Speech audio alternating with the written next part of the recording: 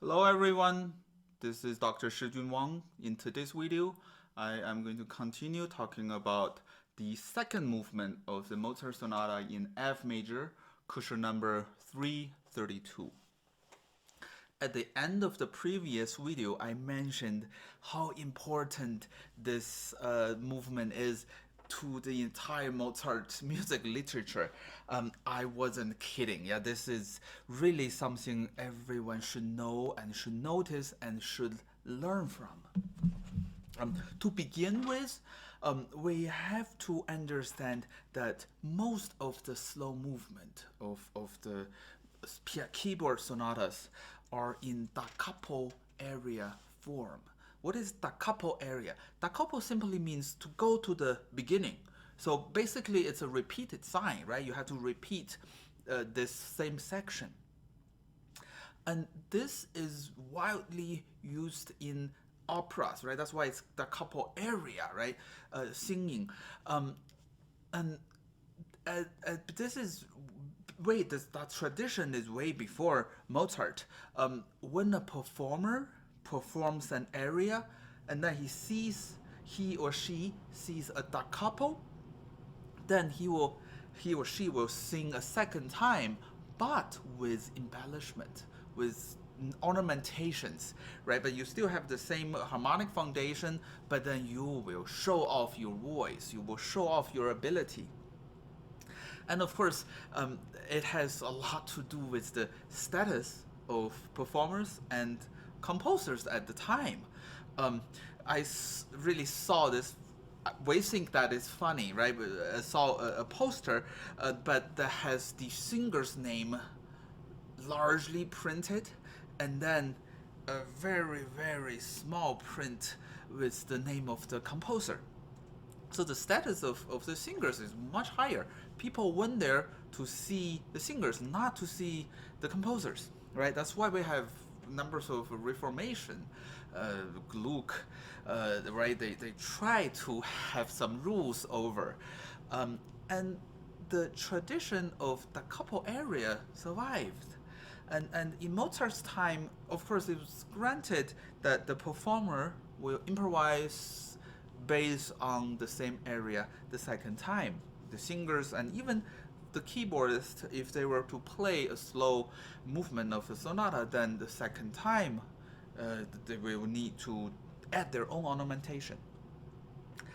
And of course, some performers have better taste than the others. And in one of the letters Mozart wrote to his father, Leopold Mozart, he complained that the singer has such a bad taste that it ruined the da capo, the area she was sung.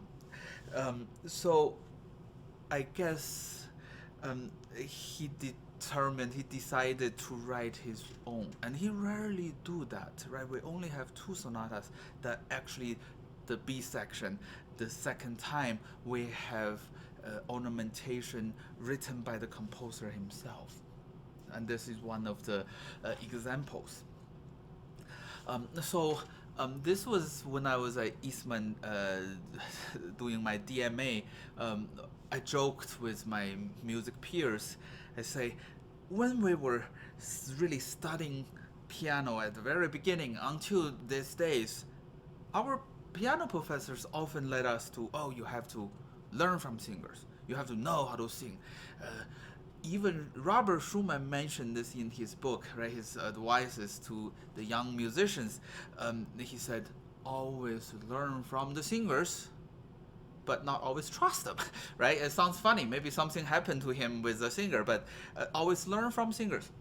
But in this case, the singers has to learn from a keyboard sonata to learn how to add ornamentations.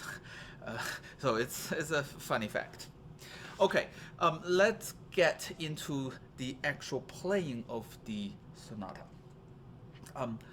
One of the very practical things that my students often ask me is whether we should add pedal when we play this.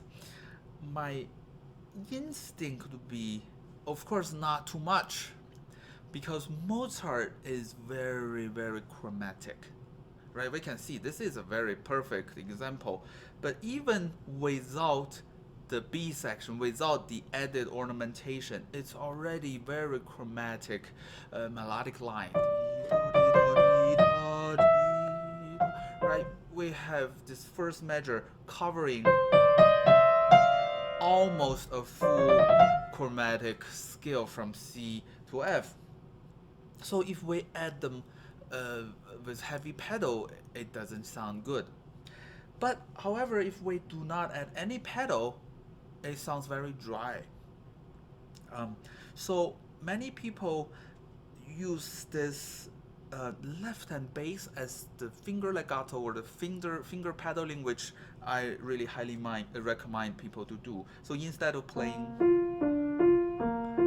we would, and of course, when we know that when we hold a bass, this three strings that on this B flat is actually vibrating, is inviting all other strings, the sonority to vibrate as well. So I would hold this.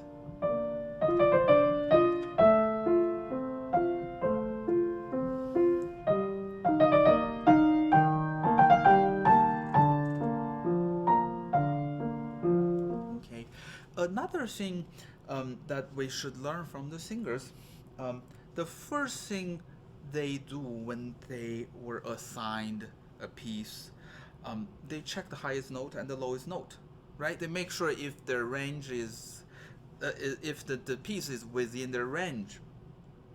Not us, right?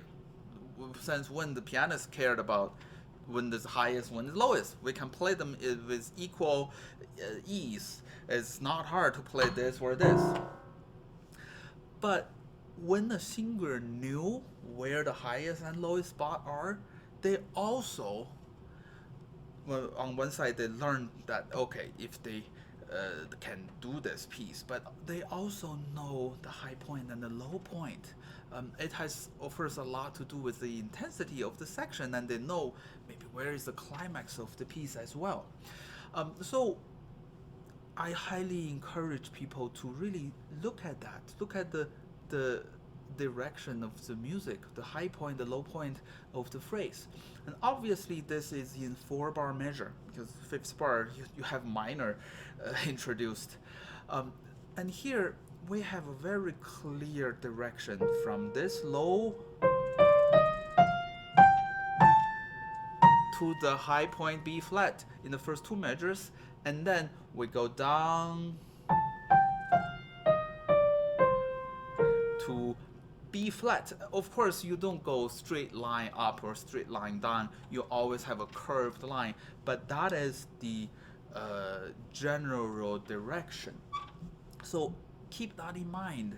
The first two measures goes up, and then the following two measures comes down.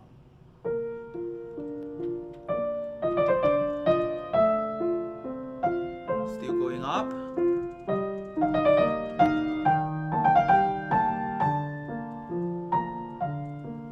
Now it's at the peak.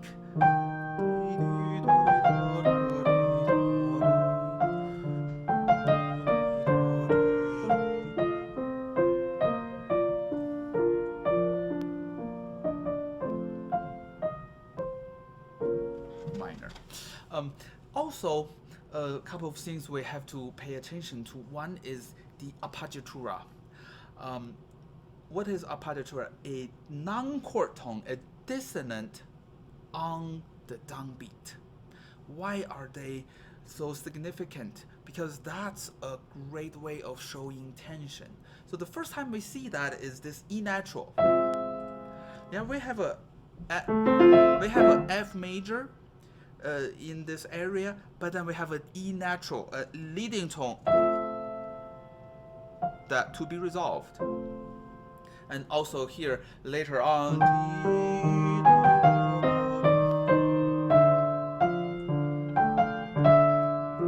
yeah, we have this E natural in this D minor section. So those we need to play with deep Also, we already see a lot of grace notes, a lot of ornamentation. We have to always sing them. They're not grace note in the Beethoven sonata or in a Liszt etude. This has to be like how a singer would treat them. In measure 3, we also see in the climax of this first phrase, we see a second line in the left hand that is having a contrary motion.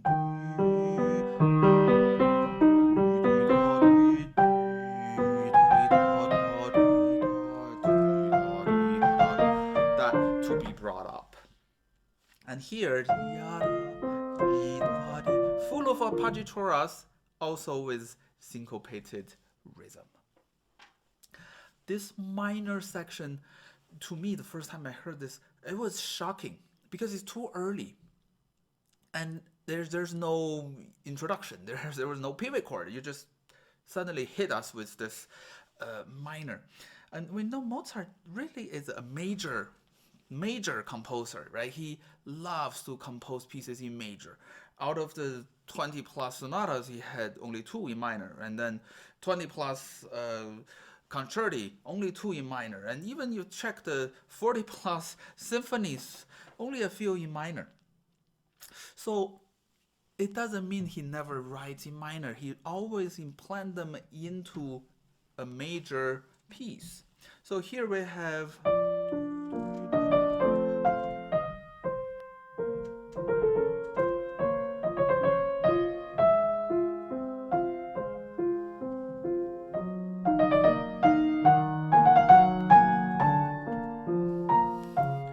here. So it no longer reaches the high B flat, it reaches the high D flat, also with a big leap. As I mentioned before, pianists are so insensitive with range, with leaps. But if this was for a singer, a leap of 7s is a big deal. Probably they need more air, they need more support, they need more tension, more focus to achieve these. But for us, we can play it as easy as minor seconds. But musically, it doesn't make sense if we play this with ease.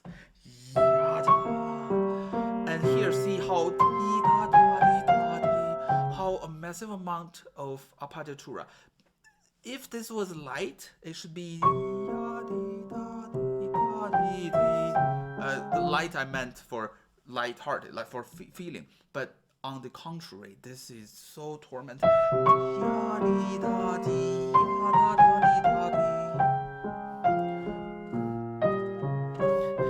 So really, we have to show the significance of appoggiatura with leaps, with all the singing qualities to it.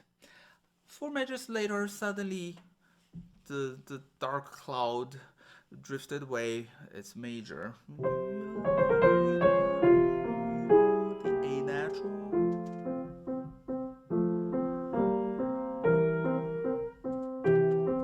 So content.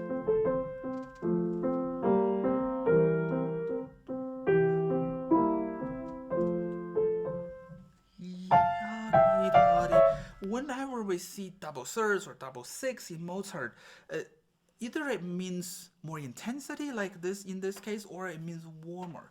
So here we have so comfortable, and suddenly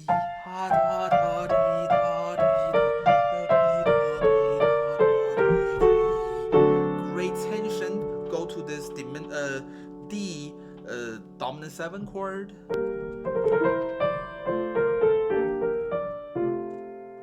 And then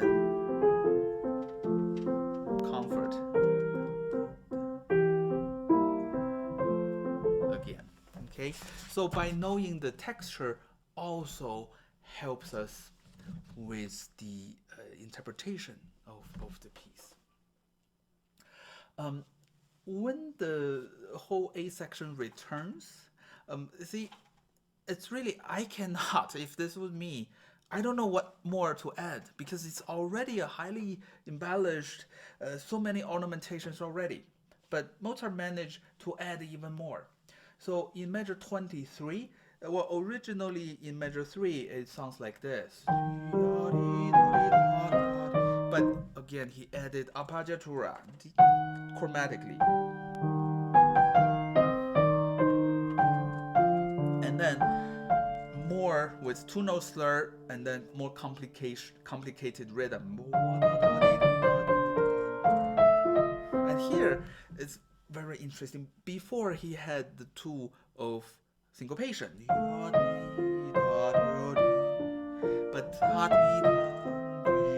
up, and then here this is called accambiata, but all very chromatically. See, right? If we play this together, it sounds like Schoenberg, but then it's Mozart's very unique way of expressing very intense feelings.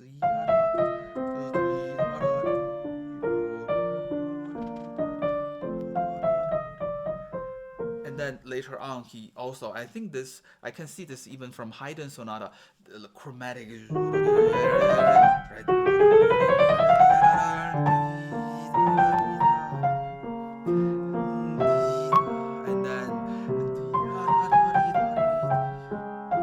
And then with triplets.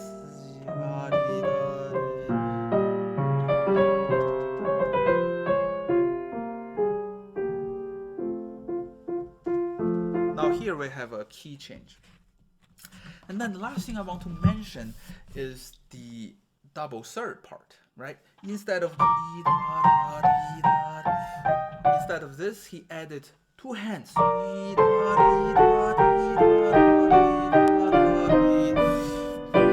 More intense. However, the second time, two hands with syncopation. So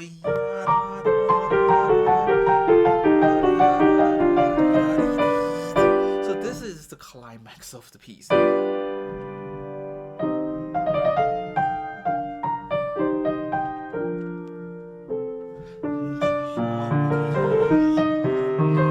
Suddenly you remember something.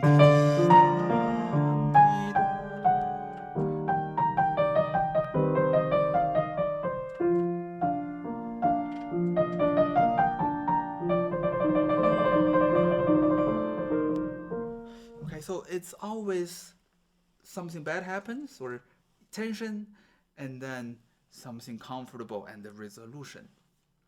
And he uses harmony and rhythm and different ways of having the dissonance on the beat to show this. So we need to learn that these are notes behind the notes, right? We don't know this unless we were taught by somebody the significance of E natural on the downbeat, or significance of hands not playing together instead of this.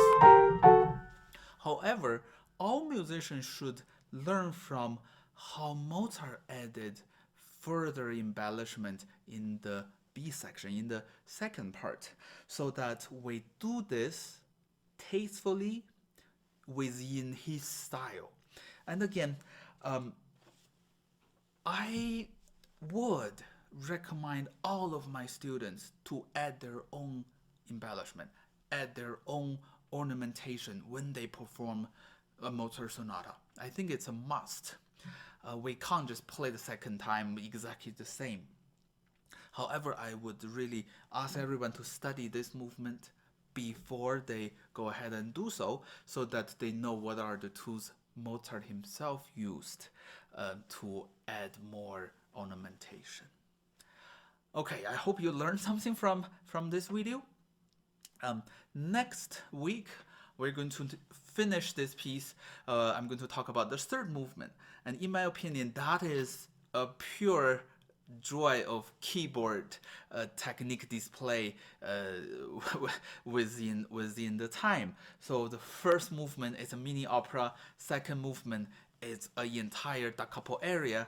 Finally, the last movement, we show him showing the ability of keyboard playing. Thank you for watching. If you like the content, please subscribe and then turn on the bell so that you will be notified when I upload a new episode. See you next time.